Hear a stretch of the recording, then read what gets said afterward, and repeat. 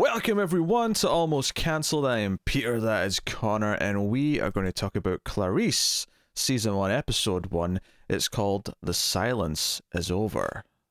So we'll start spoiler free because it's the first episode. And if the title of the episode and the character name wasn't enough to give it away, this of course is a TV sequel to The Silence of the Lambs, not to be confused with Hannibal, which was kind of a prequel that sort of fed into an alternate version of the Hannibal Lecter story. Yeah, I think that was technically just a readaptation. Yeah. And whereas this is kind of more of an actual sequel to the movie, in that it even kind of recreates, I mean, it's only brief glimpses you get, but there's technically some brief recreations of moments in the movie where, particularly, there were a couple of moments with Buffalo Bill that I actually first had to think for a second if it was a new piece of footage or if they'd actually just inserted a clip. Yeah, it is very much the movie version, not just, it's a sequel to the book, hypothetically. Yeah. It's very clear what it's doing. So, but clearly this is a property that is mined for TV. This is a CBS show, and Clarice Starling hunts down serial killers is kind of an obvious premise for a TV show. It kind of fits into the mold itself, because I actually didn't... I think I saw the trailer, I think I saw the trailer. But I don't think I remembered or realised that it was actually just a direct sequel, in the sense that it's set in 1993 or whatever it is at the start of the episode. Yeah, it's like a year later. Yeah. I wasn't expecting that. I assumed going into this that it was going to be 2020, 2021, and just the story of Silence of the Lambs happened, but it happened much later. So this is like towards the end of a career now. No. Just the story happened, but just happened later in the timeline. Like, okay. So the story of Silence of the Lambs happened, but it happened in like 2019 or something like that. Right, I'm with you. Right. So I wasn't expecting a period piece, I suppose is what I'm saying. Which doesn't really affect all that much outside of the fact that no one has any mobile phones. That's basically it. I don't know if I noticed much else. And I guess the cameras she's using is a little bit old school as well, but I have things to say about that. Of course you do.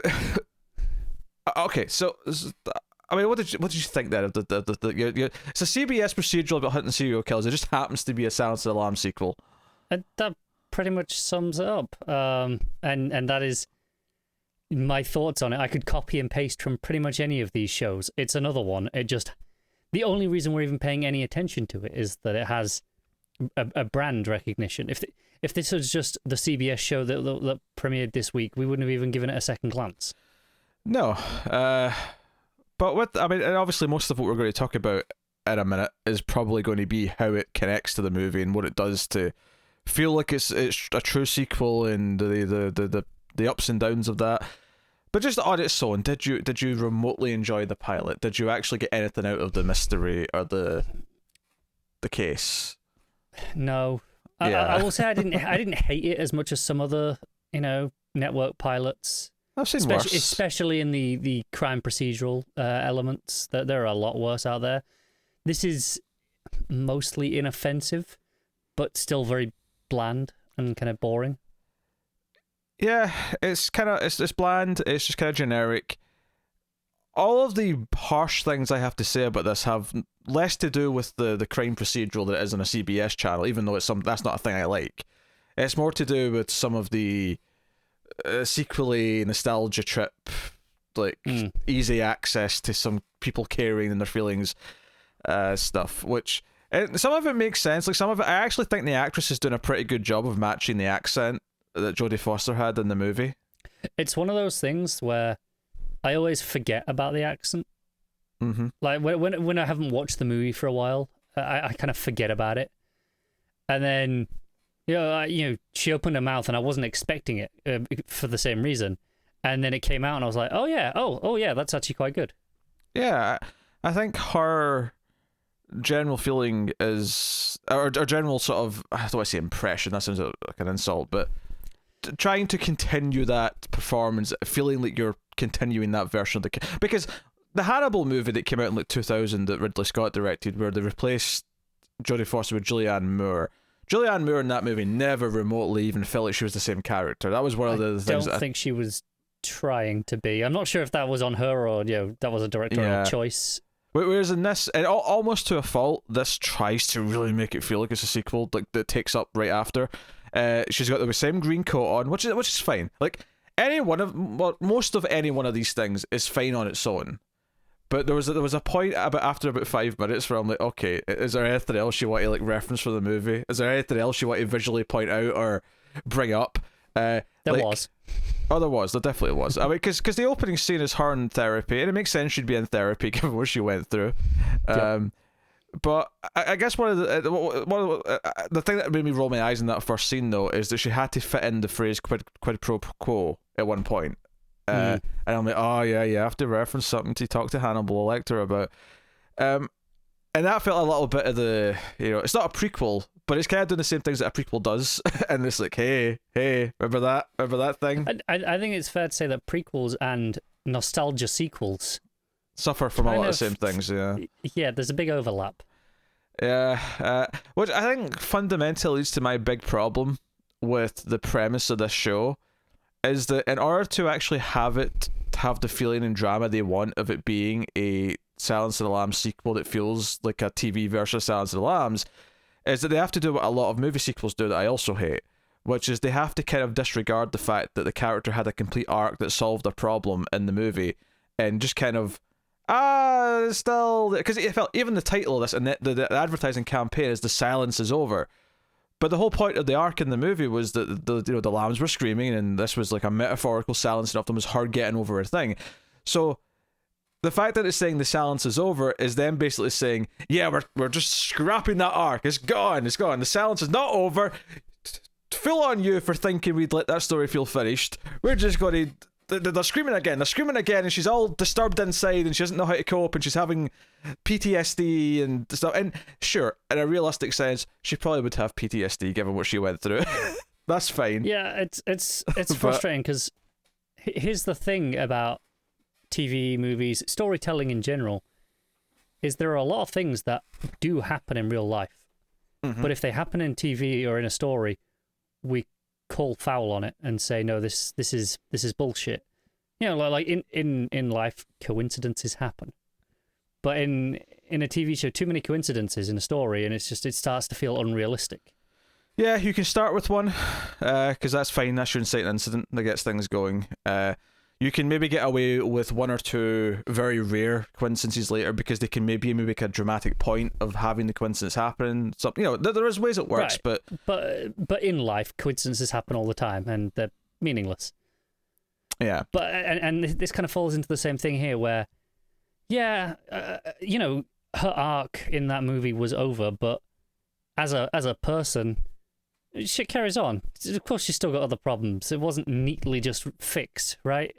But that's not how stories work, and that's what kind of leads to the problem here, where it's like, yeah, it starts to make it feel like you're aware now that it's trying to be a story because of this reality that it's highlighting. It has to reset her. It has to reset her back to what she was in the first act of Silence of the Lambs, because that's what they want her to feel like. They don't want this strong version that's come out of the other end.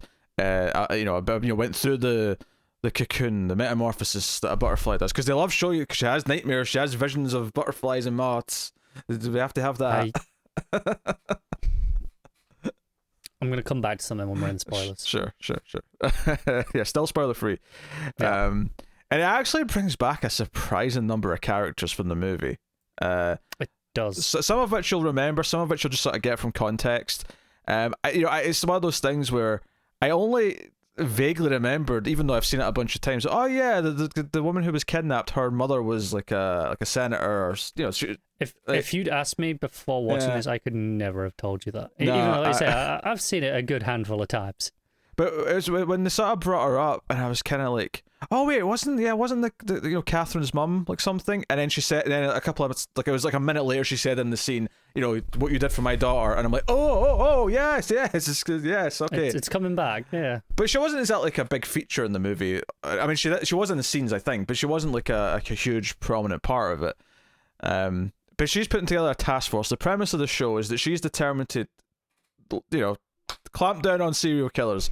So she's put together a task force, and despite the fact that everyone in the FBI hates Clarice Starling, because she became kind of this famous, she's in magazines because of capturing Buffalo Bill and all that. But she's the one person who, like, obviously loves Clarice because she saved her daughter. It's like, no, I want you. You've got skills. You have an intuition that no one else does. You're going to hunt down serial killers. And this is the point where you're like, oh yeah, this is a CBS show, all right. I think what's frustrating is they try to play into something that was really good in the movie, but it was a lot more.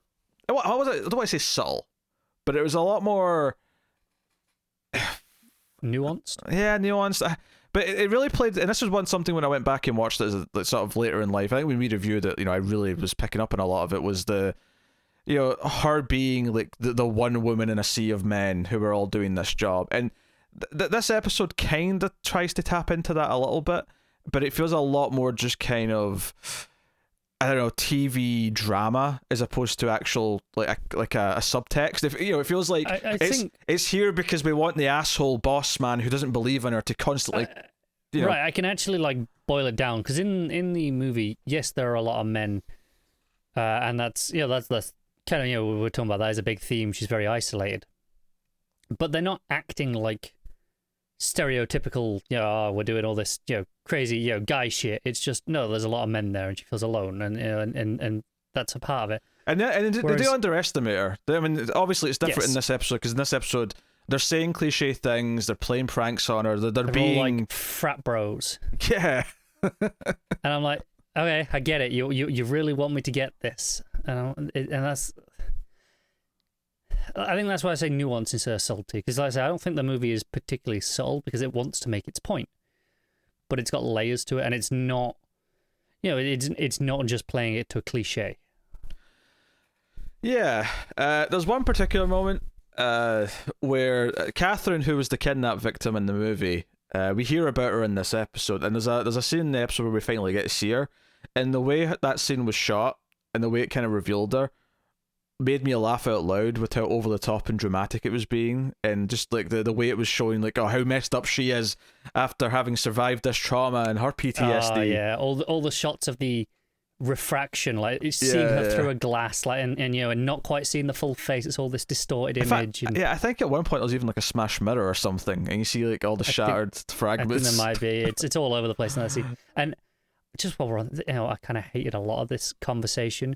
Because you mentioned the dreams with the butterflies, or nightmares more specifically, and her being like, "Oh, I bet you have those nightmares about the butterflies." I'm like, look, I get that you had a similar experience, and you also have issues, but this is really on the nose and terrible writing to just have your characters say this. Yeah, if I'm going to credit them with anything, I will say I do at least like that they started off with a killer who, right from the get-go, Clarice is like, I don't actually think this might be a serial killer. This might be something else. Like, she's actually trying to say, hey, this isn't the thing that you're all trying to like publicize it as, and you're all going crazy for, essentially as a scientist, she's trying to like, rule out something, and she can't rule it out, and she's saying, no, I'm not going to. And I kind of appreciated that was kind of the first thing they went with. Right. She's not just saying this is definitely not a serial killer. She's just saying, I can't be sure it is a serial killer. Yes, and no one likes that. Everyone wants certain things so she can say to the press. And not just certain things they want, the specific certain thing they want. Yeah. So, it's a generic CBS procedural about hunting down killers and murderers, mixed with a lot of really bad on-the-nose sequel bait nostalgia, like hitting you over the head with, hey, Silence of the Lambs, remember? It's a weird double-edged sword, because those things and the connection is the only reason we watch this at all. Mm-hmm. But they're also probably some of the worst parts of the episode, or the most egregious parts, certainly. They're both the worst parts and the most interesting parts at the same time. They're the most interesting parts to talk about, but they are the most distracting and worst parts to watch. Yes. But I think it says a lot about CBS procedurals that they're still the most interesting parts to talk about. Well, if you've seen them, you've seen them all, haven't you? They're also the most interesting parts to watch. I'll actually rephrase it and say that as well, because The only time I was even like not brain dead and just kind of going through the motions when I was getting annoyed at these bits. Yeah, no, that's true. Interesting does not, in this case, necessarily mean positive. No.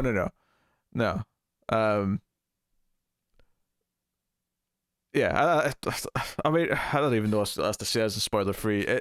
I wouldn't recommend it. I mean, it might be successful. It's the sort of thing that the masses might lap up, and season finale, they bring in Hannibal Lecter. She has to go see Hannibal because he's out in the run. She can't just go see him. Oh, he can contact her though. I mean, don't get me wrong, I have no doubts they'll find a way to bring him in, but I'm just eventually, unless he gets captured again, which goes against the where the story goes in the sequel books and whatnot. But I mean, it doesn't really matter. They're I suppose probably just ignoring those entirely. Yeah, I suspect so. But then again, they've brought in so many characters from the movie. Fairly many, the boss asshole character, he's from the movie. Obviously they mentioned above, well, Catherine's mom. She's got like a best friend who was in the movie that she's kind of living with in Washington, because that's where this is all taking place. These characters were all in the movie, and they're all. And I couldn't name you most of them, but I'm like, oh yeah, I vaguely remember all their. Actually, what's really weird is there's no Jack. The main agent who kind of like brought her in to like be on the case in the first place, because he was a big feature in the Hannibal show as well. Like he's one of the most consistently used characters in the universe. So, usually because he's often the one man who's not a total dickbag. Yeah, and we kind of have that. We have like a sort of like she kind of befriends. Like, there's a buddy cop kind of element to it, where there's one guy who's kind of nice to her, and they have each other's backs, kind of thing. Yeah. It's like I say, it's just a really generic CBS show, and I don't know if the masses will eat this up. There's a weird element to this where the fact that it's tied to something so specifically might put a lot of their standard casual audience off, because they'll be like, I don't care about this particular thing. They just want the ones they're comfortable with. But the average age of the CBS casual audience are like over 50. So, and if we've all seen this movie, if there's a crowd who all saw this in their like early 20s, it's going to be the audience to watch CBS. That's a very fair point. So, it might actually be the perfect home for this. I mean, I don't love judging pilots too harshly, because they often tend to be the rougher episode of the batch for season one. They tend to have to shoehorn in a lot of things. But I can't really say there was a single thing here that made me want to watch any more of it. The only thing I'll compliment really is that the star is doing a pretty good job of being a continuation of the Jodie Foster version of Clarice Starling. It's not enough to make it interesting. It's not, there's not enough to make it worth watching, but credit where credit is due. Yeah, she's doing the best she can, which is pretty solid, to be fair. Yeah. I guess we'll have a minor spoiler section. I don't think there's much to spoil it, but outside of just where the case goes, and maybe a couple of specific things if you wanted to mention them. Did you have something you wanted to say about the camera? Oh, that was just one of the other nostalgia things that was making me roll my eyes, is that when she started taking photos in the sewer of the second dead body, it was the exact same sound effect as the camera in the movie when they're at the autopsy table, and it felt like you're laying it on thick here, that even the camera is the exact same sound. Like, I get it, but like, it's just that thing where, say if they'd never mentioned the movie at all and there was hardly any characters, but the one little thing was the camera sound, and I thought, oh, that's cute. They've kept that in as a little textual thing. But because they'd already referenced like 8 characters and talked about their experience with Buffalo Bill and how she can't sleep at night, by this point I was just like, oh, piss off, stop it. But yeah, I get it. The worst scene though by far is when Catherine calls her on the phone and she's sitting there and it's all these dramatic shots, never quite seeing her face from the front, and she's got that kind of almost like she's a possessed girl in The Exorcist, kind of like the hairs over the face, and she's like, oh, what do you call it? You see the butterflies too, don't you? You see the butterflies. And she's got Bill's dog. Someone had to look after the dog's with her.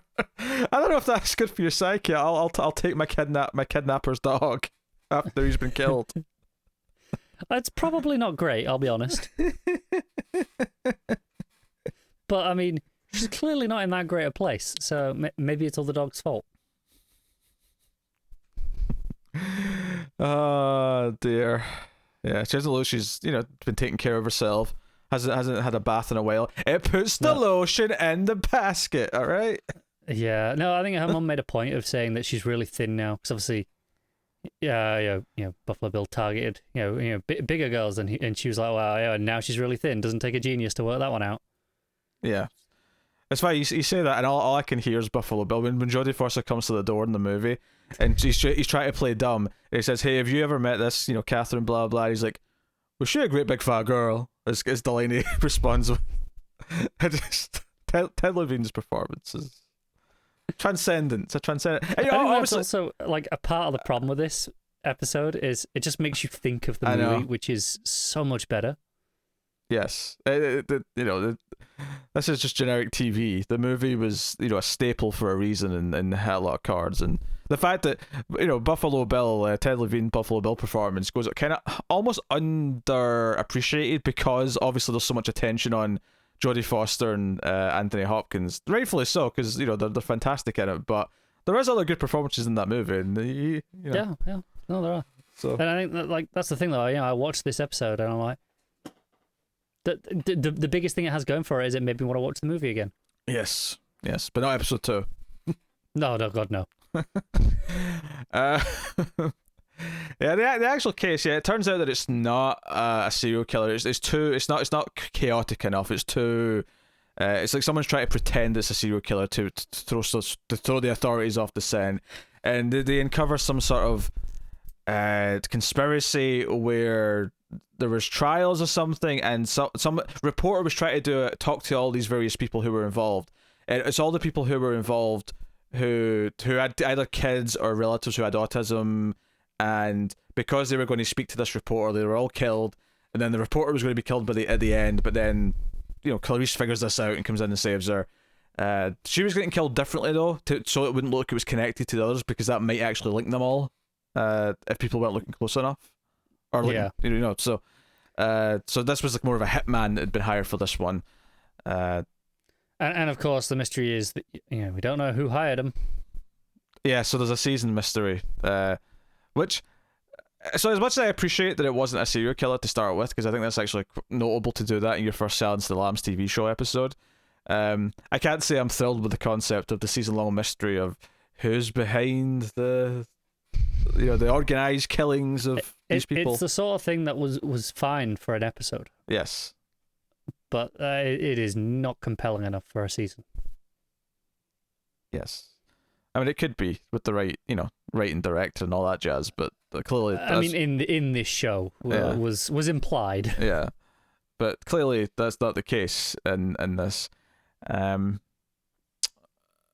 Yeah, honestly, obviously there's Clarice throughout the episode, she does sort of like suck it up and just says to the cameras what she's told to say. But at the end of the episode, when he wants her to say to the cameras again, they've just saved this woman, the cameras, the press are there, and she's supposed to say, "Oh no, we've caught the killer and everyone can be safe now." And she's like, "They're not safe. Like, whoever did this is still at large. Like, whoever's behind all this is still wanting them dead." So she, mid speech, just sort of pivots and sort of stands up for herself by giving them the warning they deserve to hear, and that there's someone behind this, and that's your arc for the episode.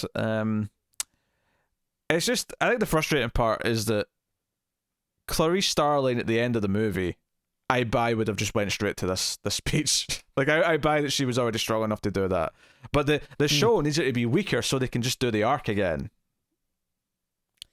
Pretty much, yeah. It's the sequel problem. That's the only real reason.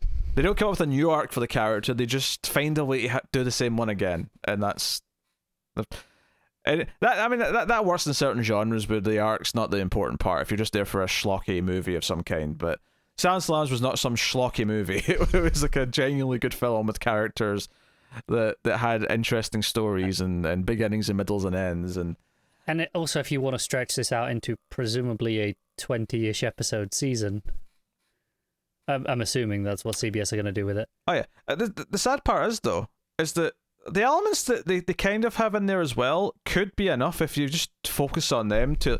If you feel the whole thing that everyone else is kind of jealous that she's this hot shot, if you feel the thing that she's struggling to deal with the fact that she's now seen as the serial killer person and she doesn't really want to be that, and she's kind of shoehorned into it now, and also dealing with the aftermath of what she went through, even though it's in a strong way still, but like there's enough there on its own to make a compelling character journey through TV and give her an arc, but yeah, they don't want to do that. They want to do Silence of the Lambs arc again.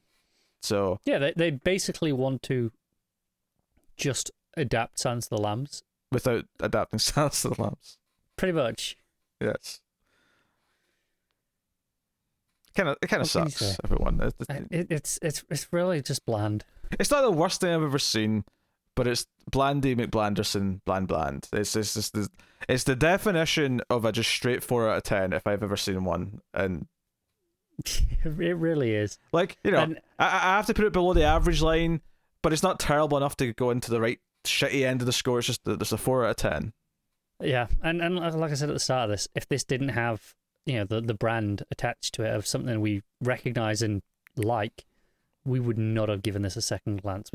We would never even considered checking out this pilot. If you told us, you know, what this was, you know, if you boil this down to, oh, an agent who dealt with a serial killer a year ago, you know, is now thrust into, you know, part of a government task force against her wishes, and told, and this is a CBS procedural show, and that was just, you know, the description we read out, we would never have mentioned it ever again.